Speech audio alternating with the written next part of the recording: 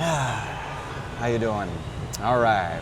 Gonna do a little walk here. Gonna keep walking on Broadway. Gonna show you Broadway from Houston Street to 14th Street. This is kind of the area, bordering Greenwich Village, East Village. Before we start, Phil, how are you? Great, how are you? I'm good. Thank you for asking. Also, guys, if if you're gonna enjoy this, which you probably will, check out the Patreon. Hello. Also, there's extras on there. And like and subscribe, get that out of the way now. You can kick back and eat your, nerd gummy clusters or whatever you kids are eating these days. All right, let's do it. What do you think, Phil? Let's just walk, huh? Yeah, let's go. Let's walk up Broadway. Come on. Let's give it a shot. All right, so we're walking here from where Houston, so this is where you start getting into numbered streets, although we're kind of walking bordering Greenwich Village, where they're not numbered. The streets are not numbered because of the fact that when they implemented the grid in 1811, it was, it starts north of Houston, right?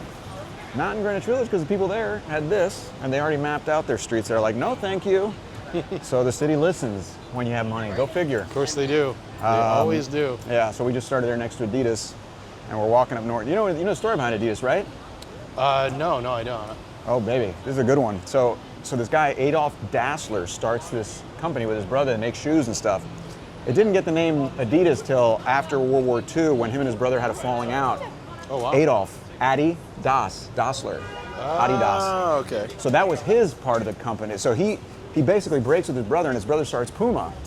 Oh, okay. And they become basically rivals. Yeah, rivals. And it's kind of funny how that happened, but it was basically the shoe of the Nazis. Pretty much. It was a German shoe. And so he like, for example, it was, what was it? In 1936, it was also a shoe for, I think Jesse Owens wore it. Yes. In 1936 too. But it was a German company. I want to show you this building here real quick. Look at this, it's pretty cool. This used to be a bank. Built this beautiful Queen Anne style, that red. If you ever see that kind of red, with little ornamentation stuff in the brick, prominent brick. It's a Queen Anne style from the late 1800s. But you may not recognize it, but it's, you ever seen the movie Ghostbusters 2? Yes. That was Peter Venkman's apartment. He had his apartment in that building. That's a little trivia for you. Yeah. It's actually a pretty good sequel. No, it's actually great. I loved Ghostbusters 2. Yeah. It's fun. You remember what was the name of the guy who played the villain? I wouldn't know now. All I remember is the marshmallow. No, that was the first one. Dude. That was the first one? Yeah, man, that was Ghostbusters 1. Ghostbusters 2 was the one with Vigo. It's Vigo. Remember that guy? Is he in the painting? That's the guy. Okay. Yeah, that wasn't the Marshmallow Man. Okay, I got the first switched one. up. Okay. I thought the painting guy was the first one. All right. Also, this is an interesting spot here. So we're coming up to Bond Street. I wanted to show you something on this corner and over here on this corner. There's a couple cool things here. So first of all, this building here on the corner, from 1874 to I believe 1884, was where Brooks Brothers was, before it moved up to Ladies Mile, right just north of Union Square. Mm-hmm. But another thing you have here is, you see over there, the flowers and stuff. Yeah. That's Zero Bond. You heard of Zero Bond, Phil? No, can you tell me? Can I? Sure I can. I'd love that. Zero Bond was, or is like a fancy nightclub. It was started by the guy who used to do One Oak. These are like where all the celebs hang out. Like Tom Brady goes there, a bunch of people. Yes. And the Chalamets of the world. Sure. And it's like where I think Lindsay Lohan. Oh no, I'm thinking of One Oak. Lindsay Lohan got in trouble for stealing stuff at One Oak. Really? One Oak. So you got this guy got his start at One Oak, which is in Greenwich Village, in like the early 2000s, whatever. That was like the place. And then he opened this, and it's like a membership club, so it's like $4,400 plus a month, or a year or something. I think it was a month. I don't know, a year. Wow. I think it's a year, but then it's like a huge sign-up fee too, like $5K if you're over 45. That's crazy. But if you're under 28, it costs a lot less. It's like $2,700 or something, and like less than $1,000 for the to sign up. Wow. The things people do for validation. Well, I guess you got to pay the money. The clubs. You know, it's interesting. There's always been clubs in New York. Like even like when it was like, you know, the architects and the people who built like the parks and stuff, like they were parts of clubs too. It just wasn't that douchey. Yeah. This is a site of what used to be. Actually, that might be a sign for it. Let's go check it out. Yes. So this used to be the site of the Broadway Central Hotel. 1870. It used to be called the Grand Central Hotel. Okay. Then it got renamed to the Broadway Central Hotel. And interesting story. This was where a place called. So it was actually a really nice hotel at first. Let's see. Yeah. Cool. Oh, nice. They have a nice plaque for it. I didn't know this plaque was there. I've never seen it actually. Go figure. But I was going to tell you the story anyway. Who needs a plaque? But yeah, it was built here. In fact, Jim Fisk, who was a famous robber baron, like right up there with like the, you know, the Carnegies and all these people in the late 1800s, he was murdered here by Edward Stokes, who was like a business partner of his, over a woman. Wow. A mistress, both of theirs. And, isn't that how it happens? Yeah, that's what happens. How it happens. You get mixed up. Dude's But yeah, he was getting murdered crazy. here. He was murdered here, and then what ended up happening is like in the mid 1900s, as most of the neighborhood kind of started to fall a little bit, it became kind of dumpy, and then it was like a slum hotel, whatever. But they started kind of giving out the ballroom spaces and all that for DIY music spaces, and that's where the Mercer Art Center was. Oh, wow, okay. And if you want to get on this side. And so the Mercer Art Center was like this place where, like One Flew Over the Cuckoo's Nest was debuted there, the play. I think it was Rip Torn did a version of Macbeth there. And also music. Musicians and bands would basically use the space to put on their shows. So the New York Dolls got their start there. Interesting. You know the New York Dolls, Phil? I love the New York Dolls. They're great. They're great, but it's interesting. People don't really know about them, but they kind of like started the trend of like, you know, if you look Glam at like, and punk. yeah, glam and Yeah. punk, and also like the like, you know, dressing in like tights and heels and long hair and all that. Yeah. So like Led Zeppelin in the '70s, kind Yeah. of, you know, all these people kind of bit their style a little bit, and you know the front man for the New York Dolls, right? Donald J. Trump. No. Nice try, Phil. Yeah, almost. Always trying to turn it political, aren't you? But no, it was this guy who eventually became Johansson was his name, and he became Buster Poindexter. Really? Buster Poindexter's the guy who sings "Feeling Hot, Hot, Hot."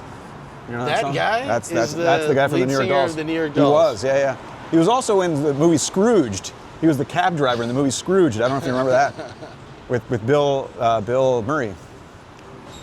All right. Anyways, I'm rambling. Look at that. We just walked by Bleecker Street down the street.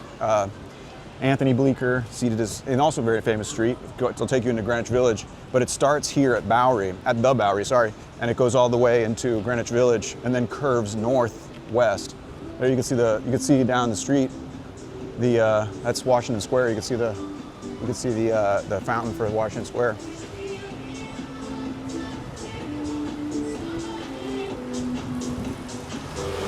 And you can see all the stores here.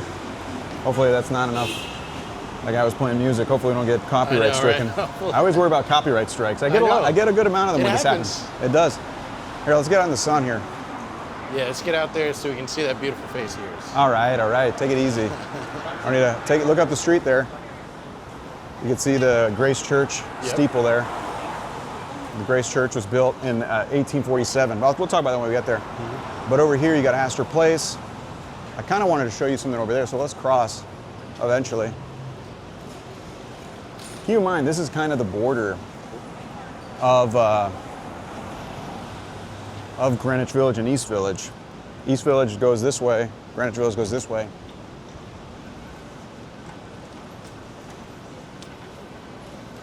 And you have a couple cool things here.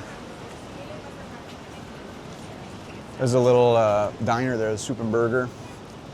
Been there I've since never the been. 1970s, man. Some Greek immigrants started it in 1972, I believe. Really?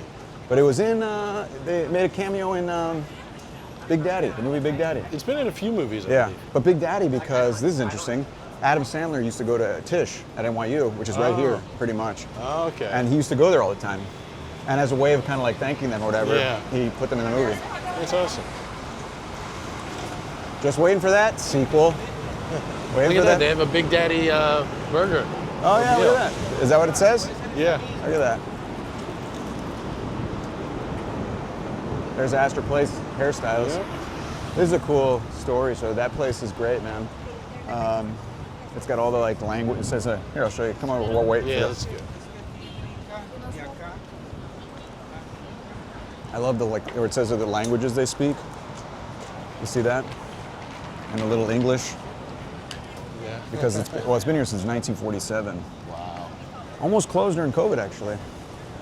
And well, most of these places did. yeah, this guy, New York Nico, helped save it. I think he grew up going there to get his haircut. He's got some great stuff. Plug in someone else's channel. There you go. But he's got a Love his channel, great love Instagram. his IG. Yeah, it's great. He like showcases of people in New York. It's very cool. He's a good dude. I also did an interview with him at our show. You can watch that. There's a little link. There you go. Sick plug. Thank you. And there's Astor Place. You look down there. Yeah. That's all Astor Place. That brown building there, that's Cooper Union. Yeah. You can see Cooper Union down in the distance. Yeah. That's the free college. Well, not free. Well, free, but it's an honors college, so you get in. It's where all the smartest American children fight to the death. Yeah, they fight to the death. A living wage. And their parents fight too. But no, the interesting thing is it's only got 3 majors. It's like architecture, I believe, or engineering, art, and I don't know, something else. I'll put it. Yeah. Only 3 majors. And it's like less than 1,000 students, very small. Started by Peter Cooper. And then this building here is wild. We got to cross the street to see this one though. Huge.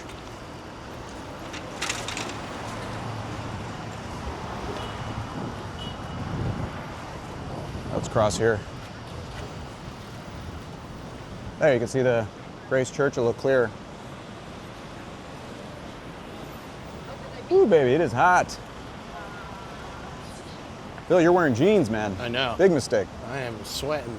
Look, this building here, let's get a shot of this. I'm gonna stop and show that. Beautiful. Yeah. So this was initially built as, part of it at least, was built as A.T. Stewart. A.T. Stewart is the guy who made the Marble Palace. We covered this in a Broadway video down on Chambers and Broadway. And that was like the first major department store in New York. This is like the 1830s. This was built later on, expanded, made it bigger. Nice. And then it was built bigger, and John Wanamaker, actually, I don't know if you've heard of Wanamakers, he started in Philly. Yeah. But he started kind of, he also helped revolutionize the retail stores and all that stuff, and he built onto it, and it was kind of his spot for a while. I think it's still called the Wanamaker Building. It's like where AOL had their offices there for a long time. Really? Yeah. What's AOL up to nowadays? I think they're still sending people trial CDs. Yeah, right. Trial CD-ROMs. You could go free 160 hours That's trial. like an heirloom nowadays. Yeah. Those were the days when you really had to work for getting online. I know. Now people complain when there's no Wi-Fi on the subway. For like 2 seconds. Yeah. But Lose their minds. here you go. You got a good shot of Yep. Grace Church. And there in the background too, you see that little like lantern-like building. That's the Con Ed building. That's over near Union Square on 14th Street. Mm-hmm. But we'll stick to Grace Church. Grace Church, beautiful neo-Gothic church. This was actually designed by James Renwick Jr. His dad was kind of a big deal. In fact, there's a street called Renwick. We talked about it in the Canal Street video, named after his dad. But James Renwick Jr. was only 23 years old when he got the commission to do this. Oh, 23 years old, man. Talk about nepotism. Yeah, right. Well, he did a good job at least. Yeah. But he was only 23 years old when he made this, which is wild, man. You think of like, what were you doing at 23 years old? In fact, I don't really want to know, Phil, frankly. I would be bragging to so many people that I did this. Yeah, and then it would fall down probably in the first day. It would collapse like That's right, like the Mercer. Look at you, Phil. Look at it, calling back. I actually built the Mercer Arts Theater at 23 years old. You were in charge. Yeah, you were in charge of updating it. Yeah. Of maintaining it in 1973. I ended up hanging with my friends instead. Yeah. So yeah, now we're kind of also too. Notice 11th Street stops here. You can't get through, and one of the reasons they say is because this was Henry Brevoort's land. You'll see his name around the city. Mm-hmm. And when they made the grid, apparently there was a thing where you didn't want it to go through, so it stopped right here. Nice. Man, it is freaking hot, dude. All right, let's cross here. Come on. And up there, you can see in the distance, see the grass and stuff? That's all Union Square. That's where we're gonna end. Spoiler alert. I love Union Square. Beautiful. Yeah, Union Square is great. This is a great place for Halloween costumes. Yeah. I always, so what's interesting is every Halloween, there's like a line around the block the week of Halloween. But you always wonder, like during the off months, people just go there for costumes and stuff. And then here, you have on the corner, we'll walk by it here in a second, but you have the Strand. The Strand, famous bookstore, 1927, was there, but it had actually been over on Book Row, I believe, for a very long time. Book Row is over on 4th Ave, which, by the way, 4th Avenue only exists from Astor Place to Union Square today. It would otherwise be Park Avenue, but they renamed it in the first half of the 1900s after Grand Central was built. We've talked about that. Check it out, there's Strand. Great bookstore. Biggest independent bookstore in the country. Really? That's what they say. Pretty great. Makes sense. I think it was the guy's name was Bass. Bass Strand. The guy who started it, and he named it the Strand because there's a street in London called the Strand, Nice. where all the like famous, writers used to hang out. So they called it the Strand. Come on, you got to give it a little. Yeah. Oh man.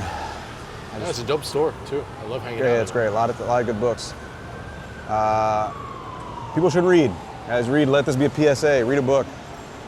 Don't just watch people walk around New York, but do watch me.